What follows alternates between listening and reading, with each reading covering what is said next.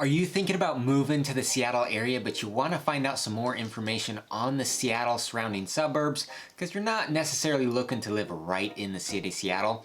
Well, you're in the right place because today I'm going to talk about the surrounding King County area and things you should consider when you're looking at different suburbs. So let's jump right into it. Hey everyone, I'm Bryce Greenleaf. I'm a local real estate agent here in the greater Seattle area. And like I said, I'm gonna make a video today on King County and what you should be looking into if you're gonna move to this area. Now, I just recently made a video about Seattle and the cost of living in Seattle. So in this video, even though Seattle is in King County, I'm not gonna talk about Seattle specifically. Check out my latest video on the cost of living in Seattle right up there to get all that information. But I wanna talk about some of the surrounding suburbs. And this is in response to a question from Brandon that I got on that video. So thank you, Brandon, for that in regards to some other options in King County and some more information on those suburbs. So let's just jump right into it. I've got 5 suburbs that I'm gonna go over right now. There's a ton of cities in King County, so if I went over every single one, this would be a 2-hour long video probably. So I'm gonna jump into 5 that you should consider. And along with this, I'm gonna make another video about Snohomish County, considering all the places north of Everett that you should consider if you're gonna look at suburbs. So keep your eye out for that video coming in the future. If you haven't already, make sure you subscribe to the channel so you don't miss any future videos. If you've got any questions about moving to this area, living in Seattle, or the local real estate, definitely reach out to me here at my contact info on the screen. You can call or text me or shoot me an email with any of your questions and I'd be happy to respond. All right, so the first city I'm gonna go over here is Renton. And Renton is about 15 miles south of Seattle. It's closer to the east side on the 405 corridor. So if you're in Bellevue and you're taking Bellevue down 405, about 15 miles south, you're gonna run into Renton.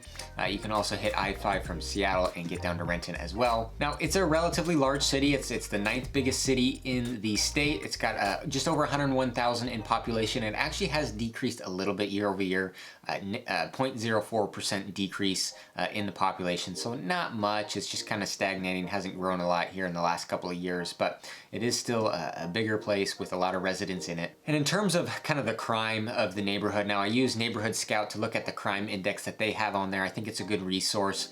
So out of on a scale of 0 to 100, 100 being the safest city in the US, and 0 being the least safe city in the US. This is ranked in number 6, so not that great, you know, on the scale. It's only safer than 6% of US cities. Now that's just according to Neighborhood Scout here, whatever they use to make that determination. But I will tell you, the further east you go in the city of Renton, the safer it's gonna be.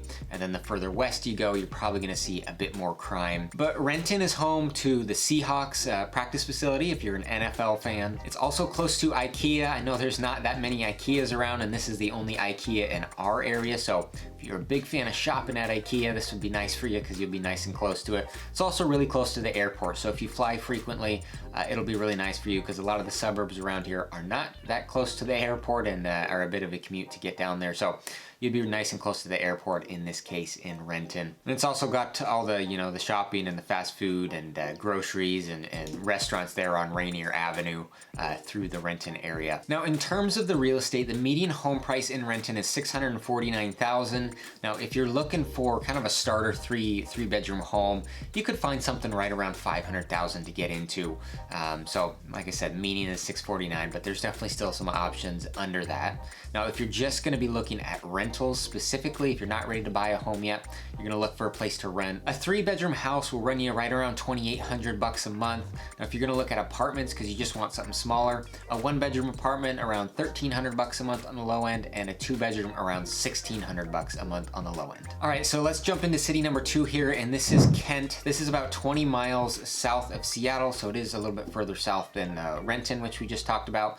Now, Kent is also a pretty big area. It's over 133,000 in population. This is the 6th largest city in the state, and it's got a 0.44% increase in population annually. So again, not increasing at a huge rate in terms of the population. It's a little bit stagnant like Renton, but it is growing a little bit. And again, there's a lot of residents here in Kent. In terms of the crime index, it's also very similar to Renton. It's rated at number 7 on Neighborhood Scout, but just like Renton as well, the further east you go in Kent, usually a little bit safer, and the further west you go, a little bit more crime. Now, the median home price in Kent is $502,000. If you're gonna be looking again for like a 3-bedroom starter home, you should be able to find something right around $400,000. Now, if you're just gonna be looking at rentals, a 3-bedroom home, you're gonna be able to find for about $2,100. If you're looking for something smaller like apartments, you can get a 1-bedroom for about $1,200 and a 2-bedroom for about $1,500 a month. All right, in city number 3 I'm gonna go over is Kirkland, and this is definitely the most expensive city on the list. It's about 15 miles northeast of Seattle.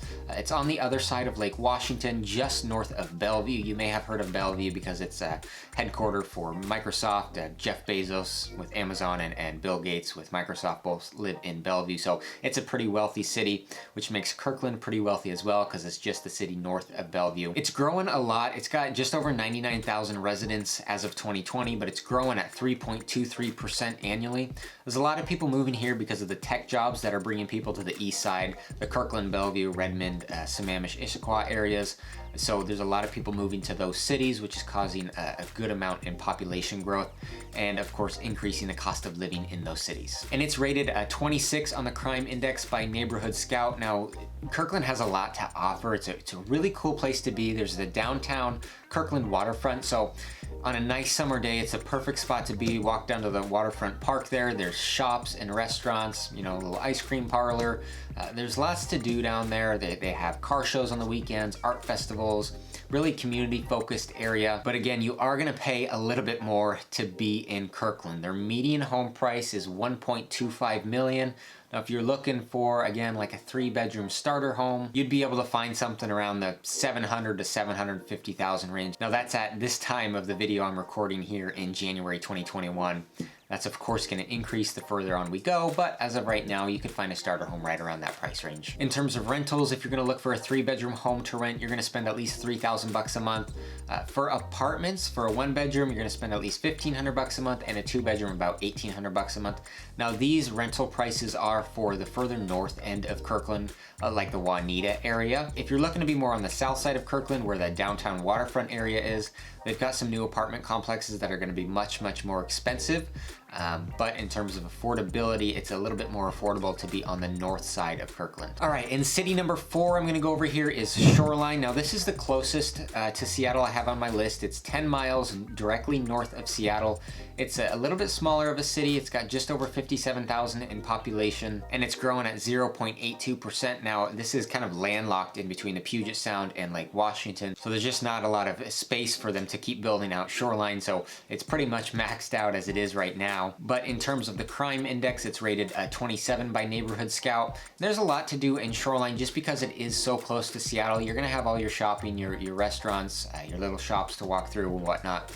You're also gonna have a lot of parks, so you can go to the west side, go to Carkeek Park, that's right on the Puget Sound.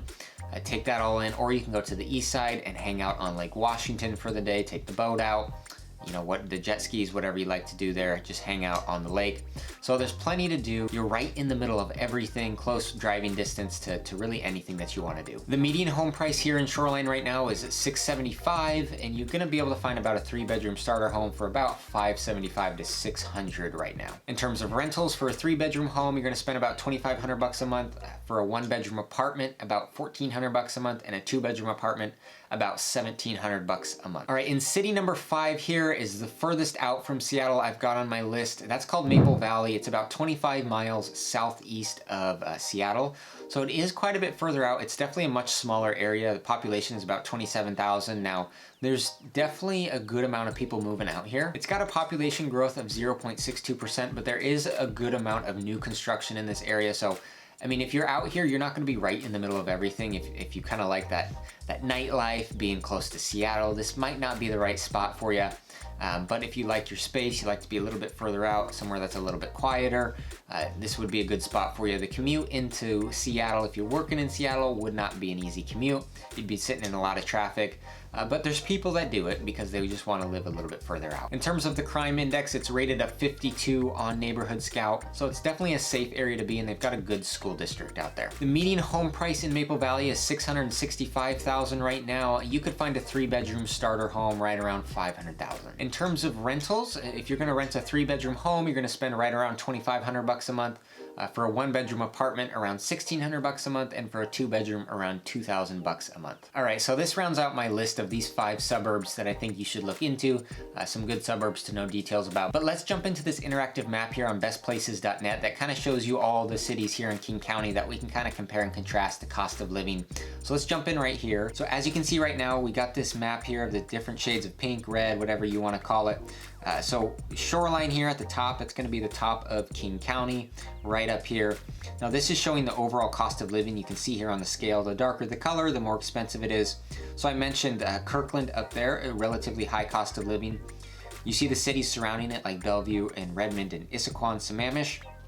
They are even more expensive. Average home price out there, median home price is going to be well over $1 million. You can see Seattle is pretty expensive as well. It is a little bit cheaper than those on the east side. So if you're looking to be in King County, but you want some more affordable areas, you're going to want to be down south of both Seattle and Bellevue. So SeaTac is going to be one of your cheaper areas. Now that's where the airport is. So depending where you are in SeaTac, you might have to be dealing with some airplane noise coming over your house.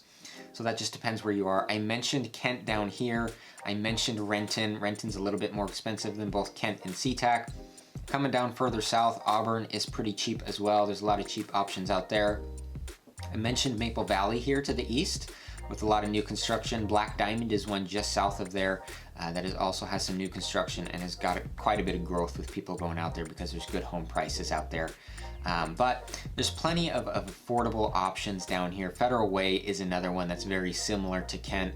Again, the commute, if you're going from one of these cities like Federal Way, Auburn, Black Diamond, and you're trying to get into Seattle on a daily basis, you're gonna pay for that commute because it's gonna be stacked up along I-5 trying to get up there. Some people still do it, of course, because it's worth the home prices down in that area while they're still working in Seattle. It's just up to your lifestyle and what you're willing to do, how much traffic you're willing to fight with. But those are some good options for you to consider. All right, guys, well, this rounds out my overview of King County and some areas you should consider. Different home prices that you need to be looking at as compared to Seattle. The city of Seattle has a median home price of $777,000 as of right now when I'm recording this video. So all of these places that I mentioned on my list are a bit cheaper other than the Kirkland area, which I had mentioned. But there's definitely some places to consider. Like I said, I'm gonna make a video on this same subject, but for the north of Seattle in Snohomish County, which definitely has some good spots to be, especially if you're working remote. You wanna be near Seattle, but not right in Seattle. You want much more affordable home prices and opportunities up there. So definitely stay tuned for that. Subscribe to the channel, like I said, if you haven't already. And if you could give this video a thumbs up, a like, that would be very much appreciated so I can reach more people with it. Feel free to let me know if you have any questions. My contact info here is on the screen. You can shoot me an email or call or text me. Be happy to answer any of the questions you've got. Otherwise, thanks for watching this video, and I'll see you on the next one.